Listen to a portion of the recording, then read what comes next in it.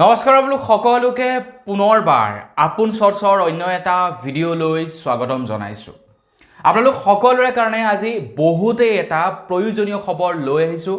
So ভিডিঅ'টো প্ৰথমৰ পৰা শেষলৈকে চাই থাকিব আৰু ভিডিঅ'টো পাৰিলে অকণমান শ্বেয়াৰো কৰি দিব যাতে সকলোৱে এই ইনফৰমেশ্যনটো জানিব পাৰে। বিশেষকৈ ঘৰৰ বয়োজ্যেষ্ঠসকলৰ কাৰণে এই ভিডিঅ'টো বহুতেই প্ৰয়োজনীয় ভিডিঅ'। তো আপোনালোকৰ ঘৰৰ মা দেউতা সকলোকে এই খবৰটো অকণমান অৱগত কৰি দিয়ক, কাৰণ তেওঁলোকৰ কাৰণে বহুতেই গুৰুত্বপূৰ্ণ খবৰ। তো বন্ধু বান্ধৱীসকল, আপোনালোক সকলোৰে কাৰণে ওলোৱা সেই প্ৰয়োজনীয় খবৰটো কি মই সেই সম্পৰ্কত আজি এই ভিডিঅ'টোত জনাম। তো ভিডিঅ'টো প্ৰথমৰ পৰা শেষলৈকে চাই থাকিব। মই শ্ৰীপাঞ্জি গগৈ, আপোনালোকে চাই আছে আপোন চৰ্চ। আহক আৰম্ভ কৰোঁ আজিৰ ভিডিঅ'। আগবাঢ়িছোঁ আজিৰ খবৰটোৰ ফালে। খবৰটো দিয়াৰ আগতে সকলোকে সৰুকৈ এটা ৰিকুৱেষ্ট, যদি খবৰটো চাই ভাল পায় তেন্তে লাইক এটা কৰিব আৰু চেনেলটো যদি এতিয়ালৈকে ছাবস্ক্ৰাইব কৰা নাই তেন্তে চেনেলটো ছাবস্ক্ৰাইব কৰি ল'ব। কিছুদিনৰে পৰা মোৰ মোবাইলত এটা মেছেজ বাৰে বাৰে আহি আছে, যিটো মেছেজ যেতিয়া আহে মোলৈ, অহাৰ লগে লগে এনেকুৱাকৈ শ্ব' হয় যে মোৰ বেংকৰ একাউণ্টত ইমানটো টকা এটা সোমাই গ'ল। যেতিয়া মই মেছেজটো খুলি চাওঁ, দেখোঁ এক অন্য প্ৰকাৰৰ মেছেজ এটাহে আহি আছে, বেংকৰ মেছেজ অহা নাই। মেছেজটোত লিখা থাকে যে ইয়'ৰ একাউণ্টত ইমান টকা ক্ৰেডিট হৈছে, তো আপুনি চাবৰ কাৰণে এই লিংকটোত ক্লিক কৰক। এনেধৰণৰ মেছেজ শ্ব' হয়।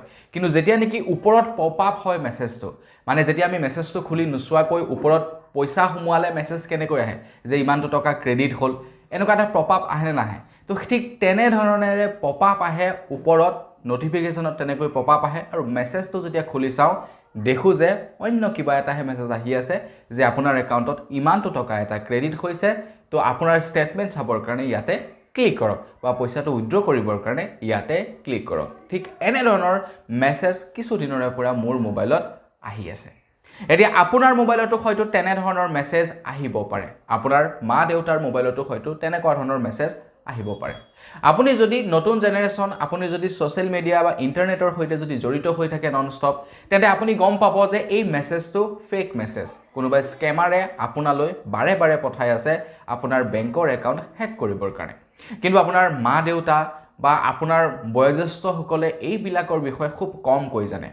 তেওঁলোকে যেতিয়াই নেকি মেছেজটো পঢ়িব যে তেওঁলোকৰ একাউণ্টত ইমানটো টকা এটা সোমাইছে, তো ইয়াতে উইথড্ৰ কৰিবৰ কাৰণে ক্লিক কৰক বা আপোনাৰ ষ্টেটমেণ্ট চাবৰ কাৰণে ক্লিক কৰক, তেতিয়া বয়োজ্যেষ্ঠসকলে লিংকসমূহত ক্লিক কৰি দিব। আৰু ক্লিক কৰাৰ লগে লগেই আপোনাৰ মোবাইলত এটা এপ্লিকেশ্যন ডাউনলোড হ'ব বেকগ্ৰাউণ্ডত, যিটো এপ্লিকেশ্যনে গোটেই মোবাইলটো কণ্ট্ৰল কৰি পেলাব। অৱশ্যে সেই লিংকসমূহ একোটা APK ফাইলৰ লিংক থাকে। আপোনালোকে জাষ্ট ক্লিক কৰিলে, ক্লিক কৰাৰ লগে লগে আপোনাৰ মোবাইলত অট'মেটিকেলি আপুনি গম নোপোৱাকৈ এটা এপ্লিকেশ্যন ডাউনলোড হৈ যাব, আৰু আপুনি সেই মোবাইলটো যি কৰিছে কি নাই কৰা সকলোবিলাক বস্তু তেওঁলোকে ইচ্ছা কৰিলে চাই থাকিবও পাৰিব, ইচ্ছা কৰিলে তেওঁলোকে আপোনালোকৰ মোবাইলৰ সকলোবিলাক ডাটা লৈ ল'ব পাৰিব। আপোনাৰ ফটো, আপোনাৰ কণ্টেক্ট, আপোনাৰ মেছেজৰ পৰা আৰম্ভ কৰি সকলোবিলাক বস্তু তেওঁলোকে লৈ লয়। এতিয়া আপোনালৈ যে বাৰে বাৰে এই মেছেজটো আহি থাকে, তো ইয়াৰ একমাত্ৰ কাৰণ হৈছে এইটোৱেই, কাৰণ তেওঁলোকৰ ওচৰতো আপোনাৰ মোবাইল নাম্বাৰ নাথাকে। তেওঁলোকে ৰেণ্ডমলি মোবাইল নাম্বাৰত মেছেজ নপঠায়। আপোনাৰ যদি কোনো এজন বন্ধুবৰ্গক তেওঁলোকে এপছটো ইনষ্টল কৰাব পাৰিলে, বা আপোনাৰ বন্ধুবৰ্গ এজনক যদি হেক কৰিব পাৰিলে, তেতিয়া সেই বন্ধুবৰ্গৰ যিমানবিলাক কণ্টেক্ট নাম্বাৰ থাকে তেখেতলোকে লৈ লয়।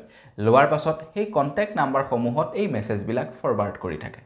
আৰু আপোনাৰ মোবাইল যেতিয়া নেকি হেক কৰিব পাৰিব, আপোনাৰ কণ্টেক্টত যিমানবিলাক নেকি নাম্বাৰ থাকিব তেওঁলোকলৈও সেই মেছেজবিলাক ছেম তেওঁলোকে ৰিপিটেডলি পঠাই থাকিব।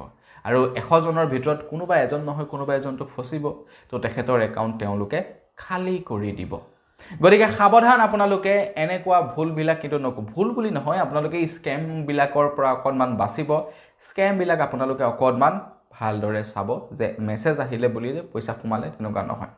যিহেতু কিছুদিনৰে পৰা মোৰ মোবাইলত আহি আছে, ভাবিলোঁ আপোনালোকৰ মোবাইলতো ঠিক তেনেধৰণৰে মেছেজ আহিব পাৰে।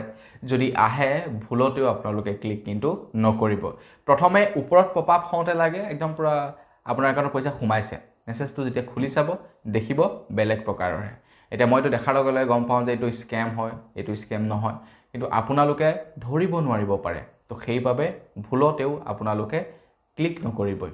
চেক কৰিব লগা থাকিলে ডাইৰেক্টলি গুগল পে', ফোনপে'ত যদি আপোনাৰ বেংকৰ একাউণ্ট লিংক আছে তাত গৈ চেক কৰিবগৈ। তো বন্ধু বান্ধৱীসকল আজিৰ ভিডিঅ'ত জনাবলগীয়া সৰু এটা ইনফৰমেশ্যন ইমানে আছিলে খবৰটো খুবেই প্ৰয়োজনীয় সেইবাবে অকণমান শ্বেয়াৰ কৰি দিব আজিৰ ভিডিঅ'ত ইমানেই পুনৰ এটা ভিডিঅ' লগ পোৱাৰ আশা লৈ বিদায় মাগিছোঁ ধন্যবাদ জয় আস